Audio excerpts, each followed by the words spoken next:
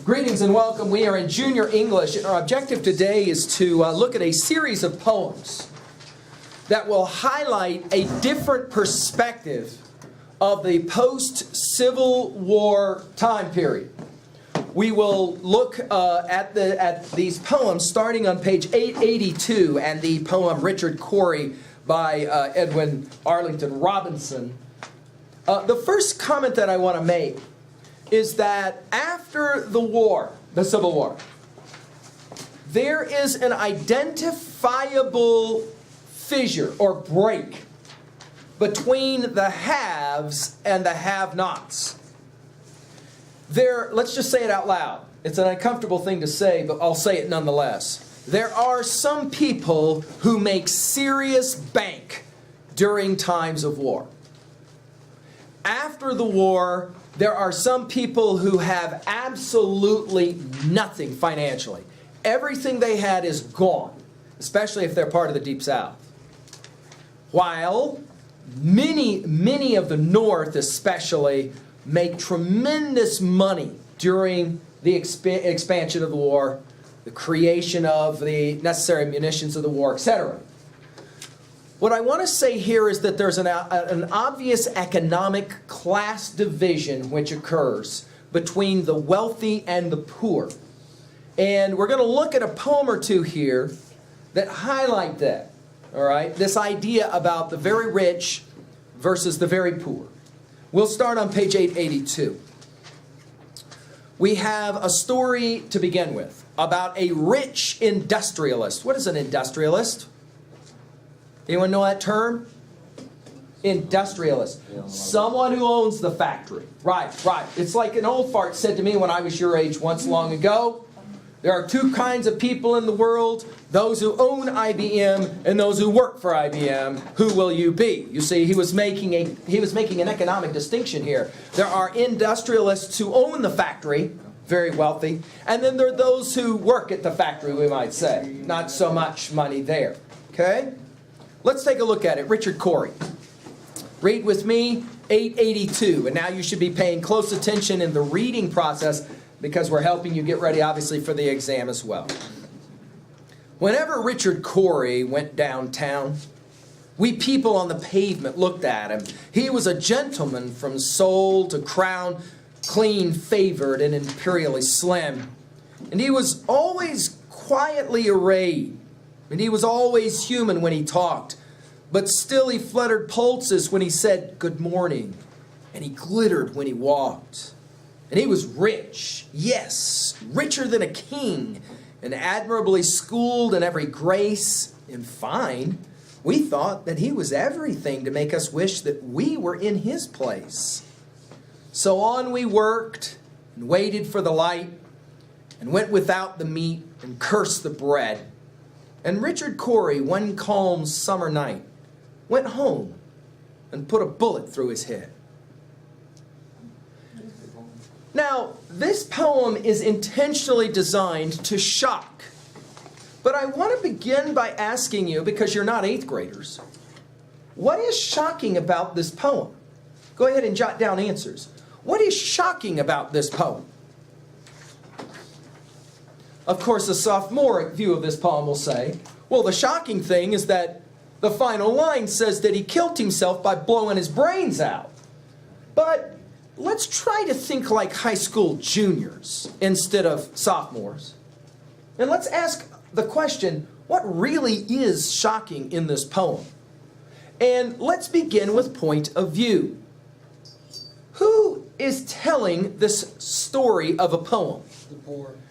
Right. The voice here is one of the many who watched Richard Cory when he walked down the sidewalk.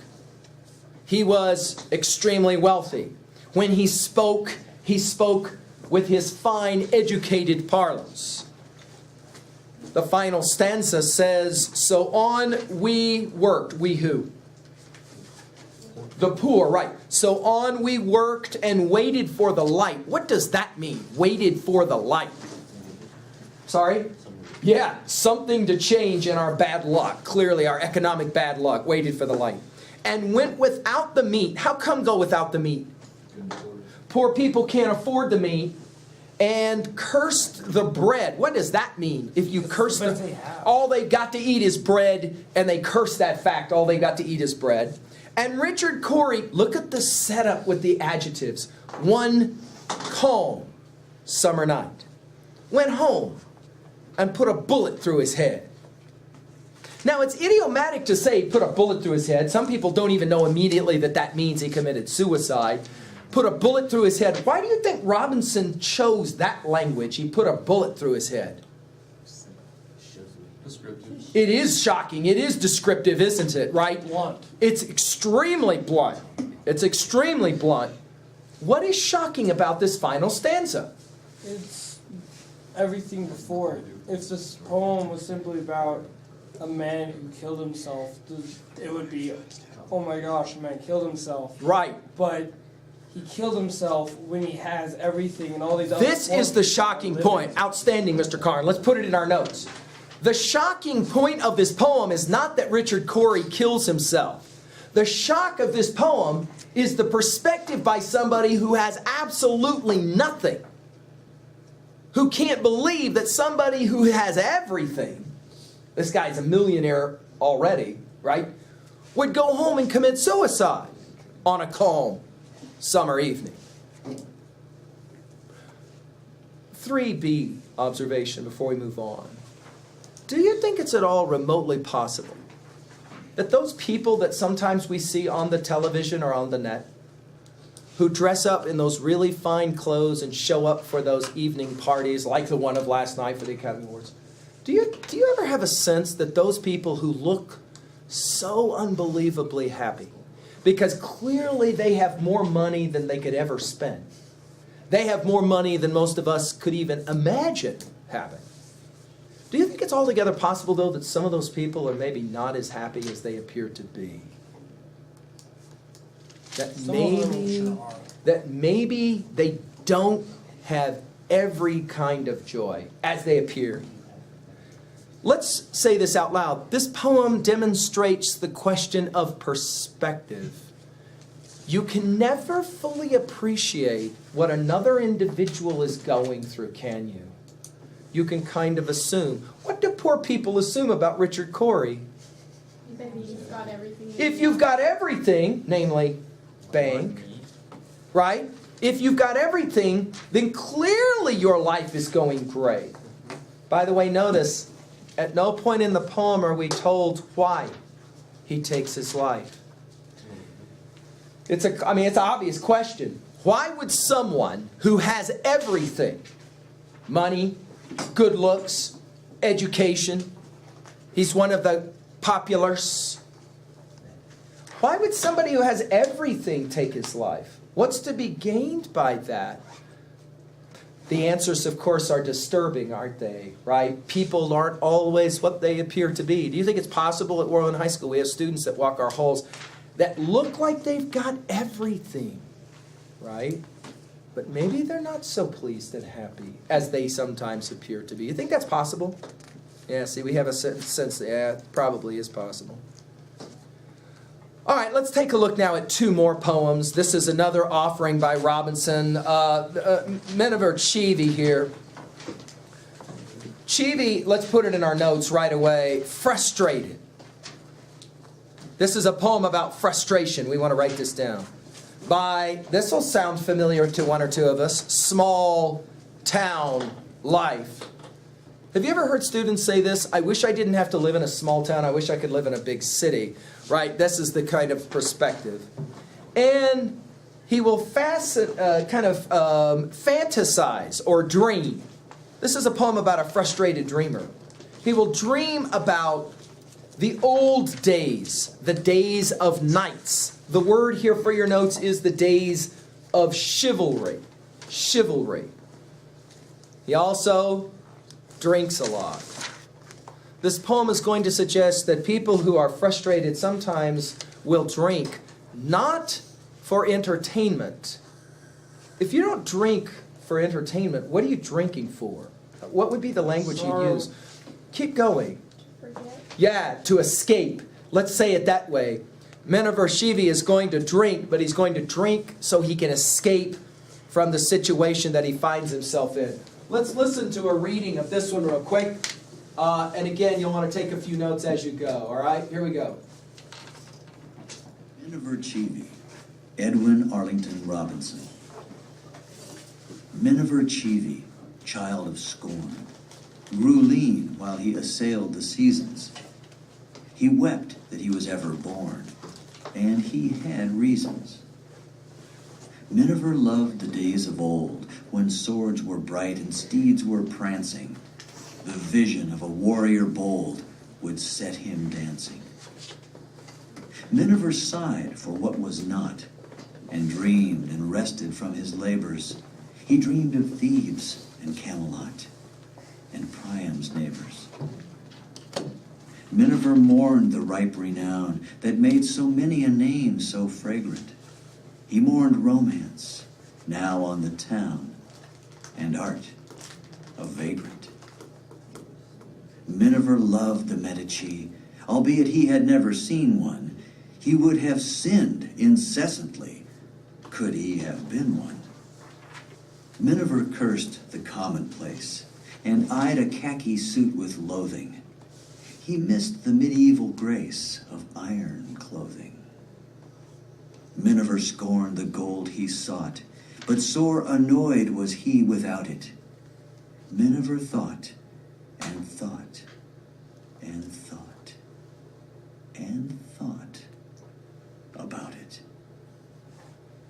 Miniver Cheevy, born too late, scratched his head and kept on thinking.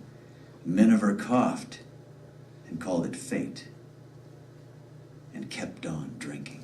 So, let's start at 3A. How do these two Robinson offerings of Richard Cory and Miniver Cheevy compare at 3A? At 3A, that's where you should be working now with the notes in front of you. What is it that is the similarity between the two? What do you think, Ms. Cottrell? What is the similarity in your estimation between the two? Especially in ways that they both end. Both of these poems end how? Yeah, let's say it out loud. With an individual who is unhappy enough, Mr. Hernandez points out that in the end they're both killing themselves. It's just a function of the bullet or the drug of choice, right? But no doubt they both are unhappy. Question, put it in your notes. What makes them unhappy? Why are they unhappy? What is it that leads to their unhappiness?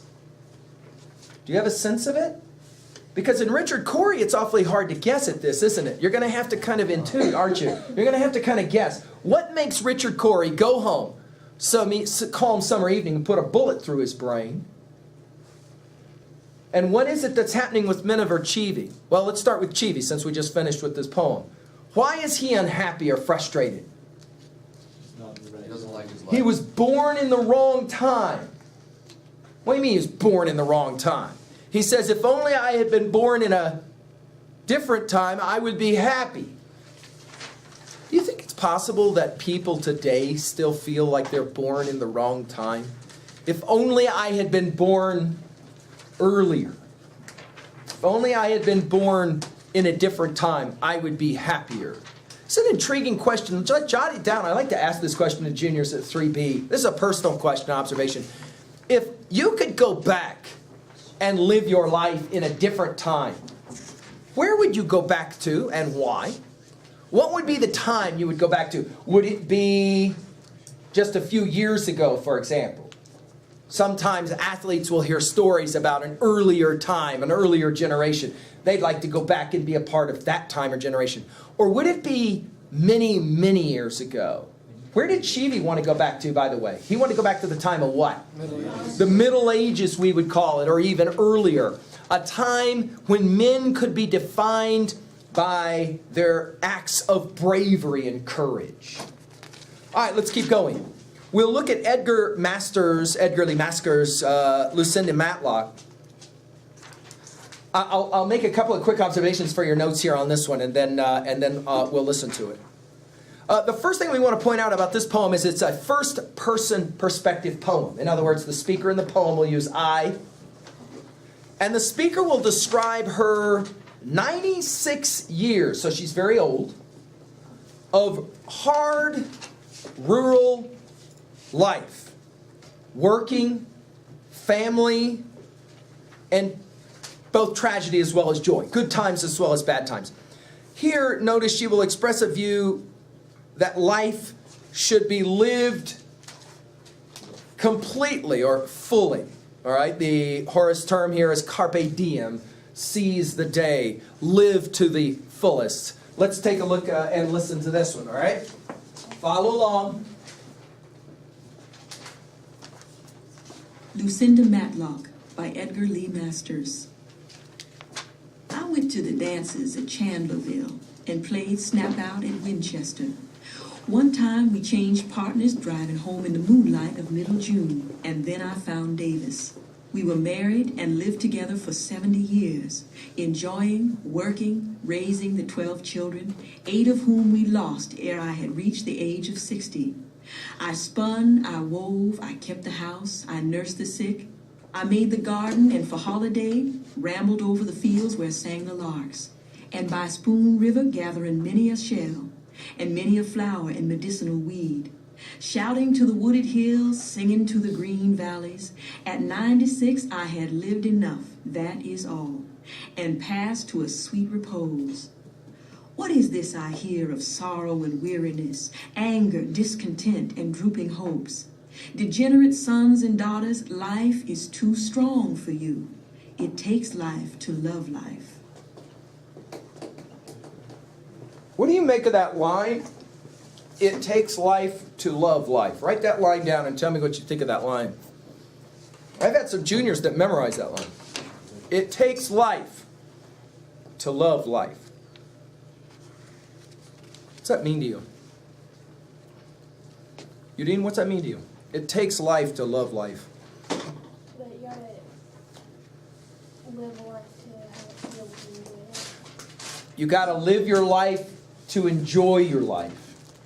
You got to live your life, even if it's hard, to appreciate your life, to enjoy it, to find some value in it.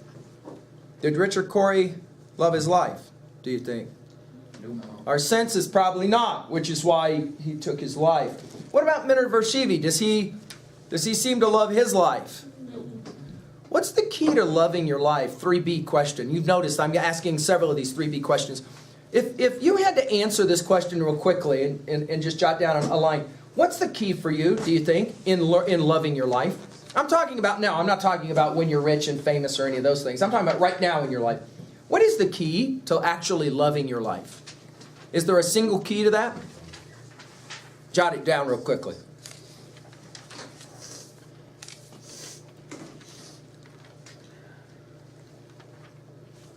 And then let's go to page 890. We have 2 more poems to look at, and these come from the great Carl Sandburg.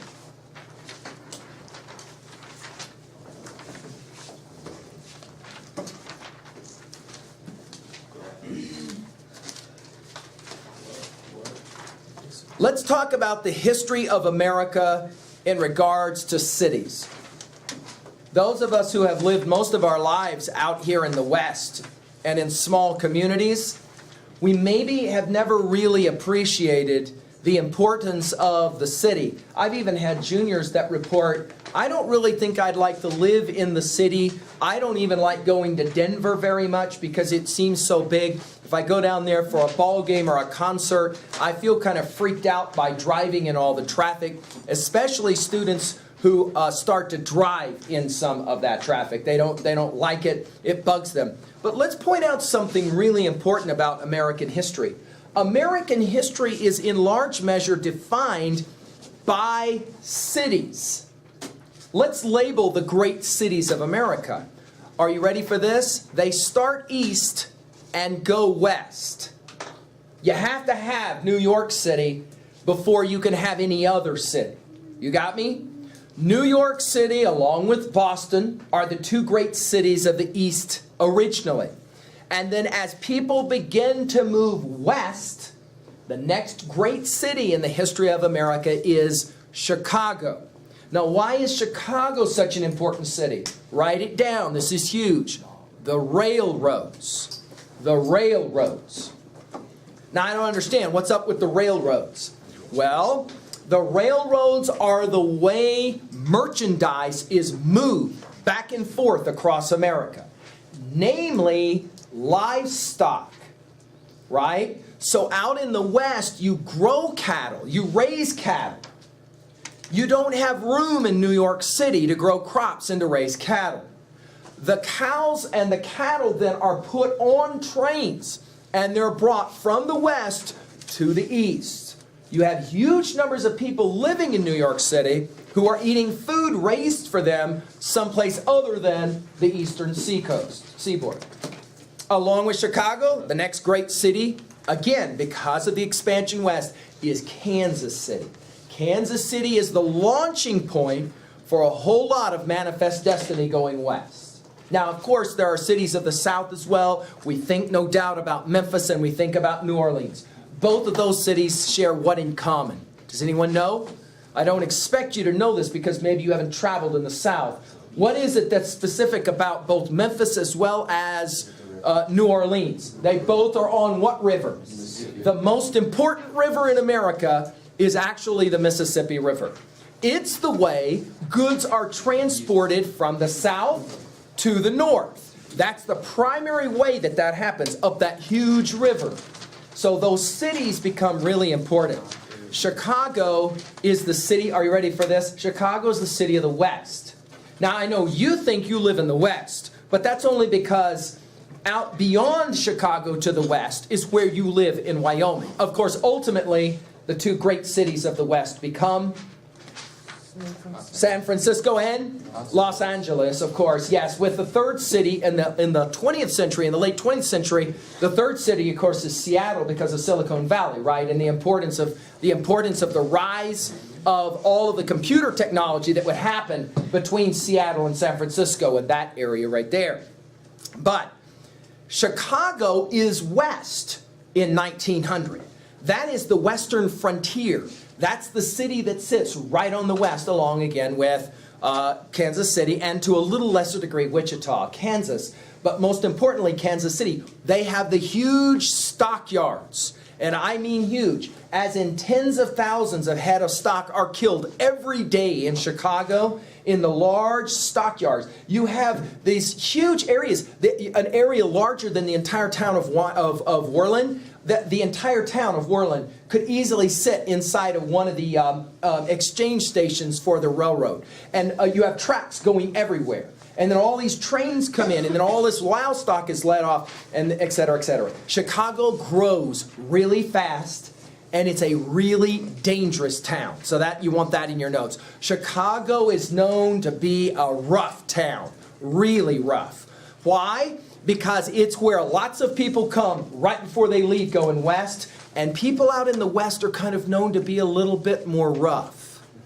Carl Sandburg is the poet of Chicago. He calls the city of the big shoulders. What does that mean to you? City of the big shoulders. Well, let's read this poem and get a sense. Write it in your notes. As you listen, I want you to follow along listening, but I want you to pay attention to the following. What does Sandburg celebrate about this really rough city, the city of Chicago? By the way, I should point out, if you've been watching any of the news, you know that Chicago is in the news today. Why? Does anyone know? Is anybody following this in the news?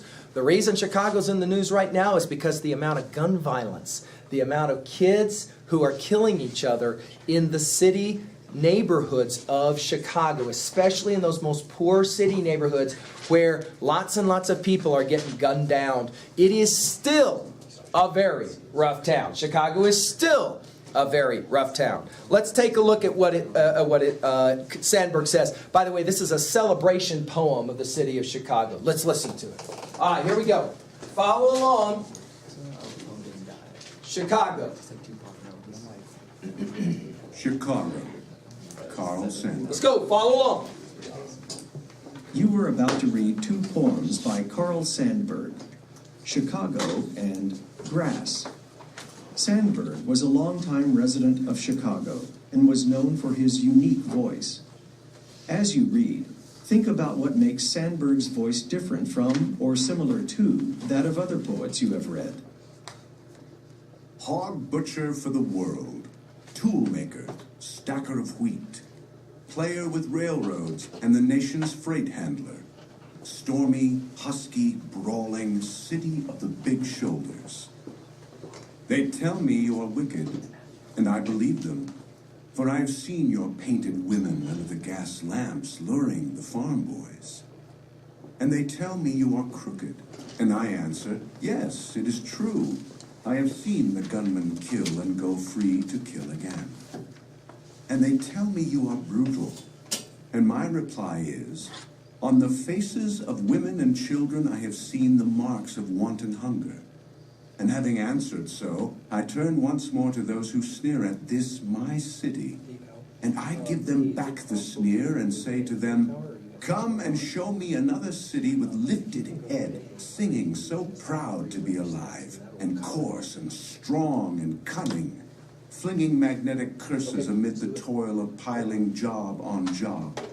Here is a tall, bold slugger set vivid against the little soft cities.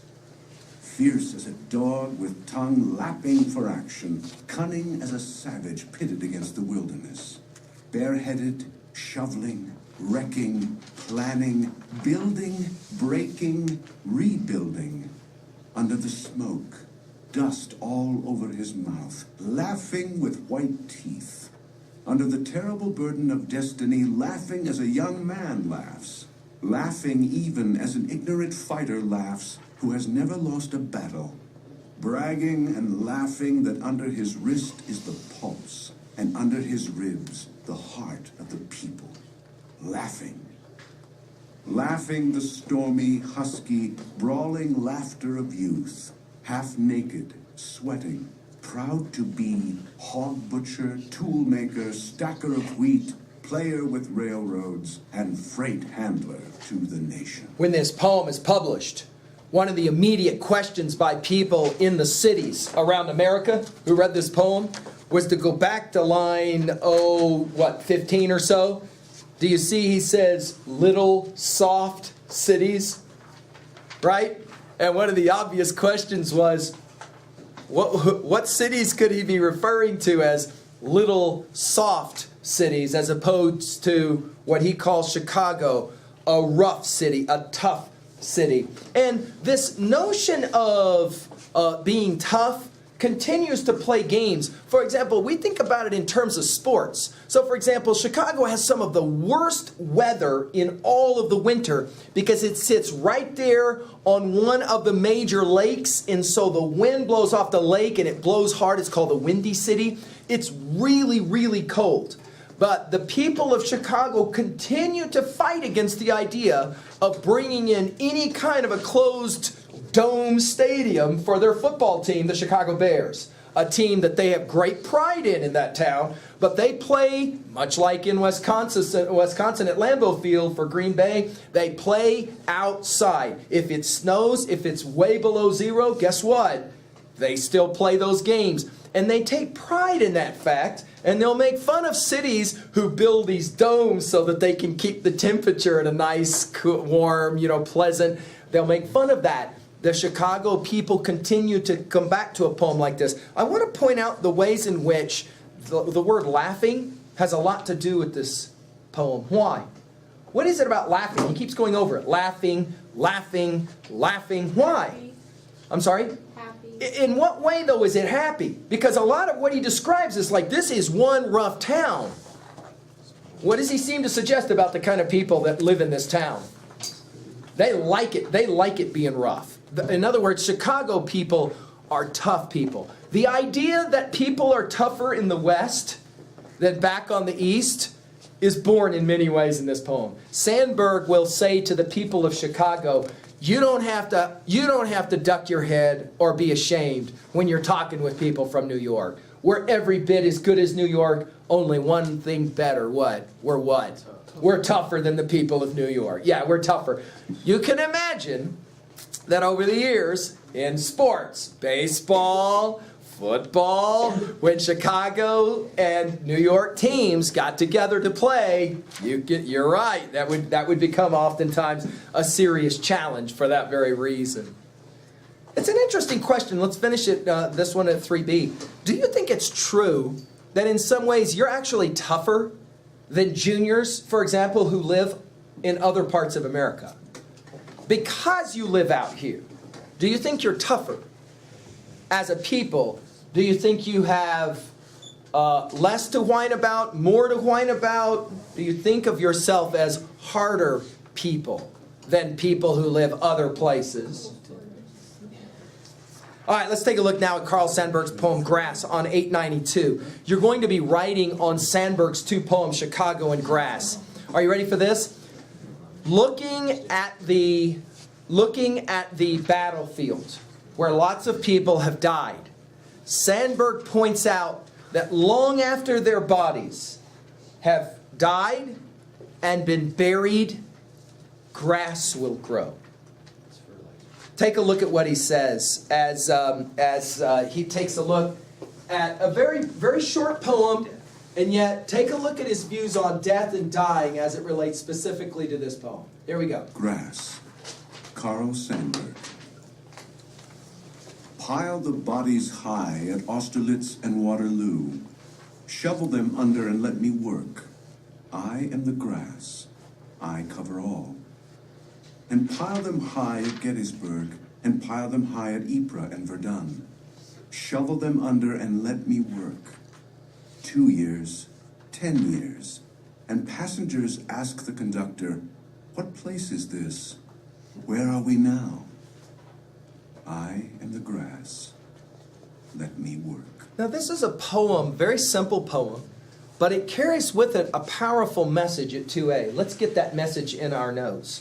What is it that he is listing with these names? Let's start there. What are all these names that he lists? They are famous battlefields. Of course, we're familiar with Gettysburg. We said 10 Orleans, remember, in 3 days died there. Remember, we pointed that out. The idea here is he speaks for the grass, and he says what? No matter how bad the battlefield was, no matter how much all of the hate, ultimately, what does the grass represent in this poem? It is a symbol, S-Y-M-B-O-L. It is a symbol of what? Good, Hernandez, that's right. Peace, the ability for people to forget and move on, to get beyond the terrible tragedies of war. He mentions the wars of the Napoleonic era, the wars, of course, of the Civil War era, the wars even of the First World War. In other words, over time, people have an ability to move on. Now I want to look at 893 real quickly, page 893. And I want to look at question number 8. And in our final minutes now, I want to make sure that we're outlining this question that you're writing on for tomorrow. You are going, and if it was me, I'd be making an outline right now on that sheet of paper, okay? Let's make a quick outline so you know what you're working with. For those of you who already wrote this paper, good. Now make sure that you follow the ideas that I'm about to present. You'll be looking at two writers, Sandburg and Sandburg, very influenced by Walt Whitman. Sandburg and Walt Whitman. You're going to go back in your book and you're going to look at the poetry of Walt Whitman starting on page 508. You want to compare and contrast the way these two poets write. You've got 4 body paragraphs. They are bullet pointed for you right there. Do you see it? You're going to look at the way both of these poets will do this cataloging or listing thing called litany. You've got to look at the use of repetition and parallelism. Obviously, you want to define these